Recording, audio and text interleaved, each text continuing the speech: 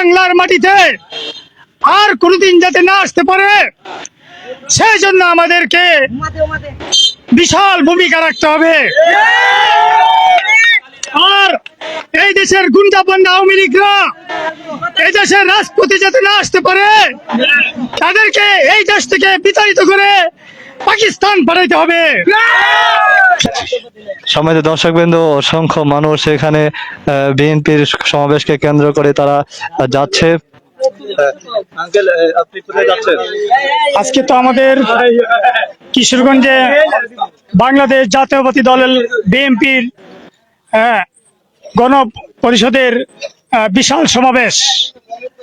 আজকে এই 5ই আগস্ট এই খুনি হাসিনা এই বাংলাদেশ থেকে বিতাড়িত হওয়ার পরে এই বাংলার ঘরে ঘরে শান্তি এসেছে। এই দেশের সাধারণ অসহায় মানুষের মনে শান্তি এসেছে। খেটে খাওয়া মানুষ শান্তিতে ঘুমাচ্ছে। এই খুনি হাসিনা এই বাংলাদেশকে ধ্বংসের পথে ঠেলে দিয়েছে। এই খুনি হাসিনা এই বাংলার মাটিতে আর কোনোদিন যাতে না আসতে পারে, সেই জন্য আমাদেরকে বিশাল ভূমিকা রাখতে হবে। আর এই দেশের গুন্ডাপান্ডা আওয়ামী লীগরা এই দেশের রাজপথে যাতে না আসতে পারে, তাদেরকে এই দেশ থেকে বিতাড়িত করে পাকিস্তান পাঠাইতে হবে। সকলে সুস্থ থাকুন, ভালো থাকুন। আজকের সমাবেশ সফল করুন, সফল হোক।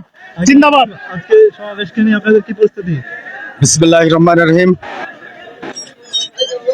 আজকের কিশোরগঞ্জের মহাসমাবেশকে উদ্দেশ্য করে আমাদের জিনার ইউনিয়ন বিএনপির পক্ষ থেকে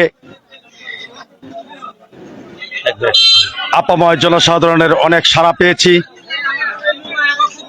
আপনারা দেখতে পাচ্ছেন আমাদের সাথে প্রায় শতেকখানি অটো গাড়ি হয়ে গেছে। আমরা এটা নিয়ে কিশোরগঞ্জ অভিমুখে যাত্রা করব।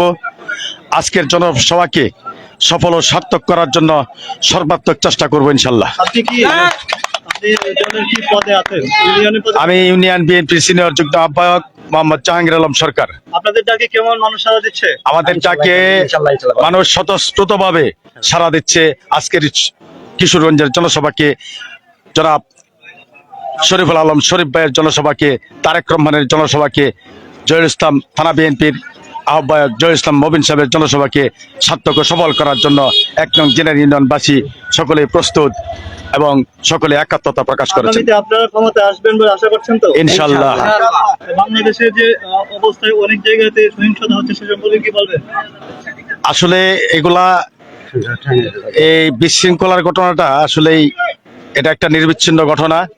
এটা ইনশাল্লাহ ক্রমে ক্রমে শেষ হয়ে যাবে, এক সময় এটা আর থাকবে না ইনশাল্লাহ। সম্মানিত দর্শকবৃন্দ, দেখতে পাচ্ছেন যে অসংখ্য নেতা কর্মীরা তারা বিএনপির সমাবেশকে কেন্দ্র করে তারা এগিয়ে যাচ্ছে।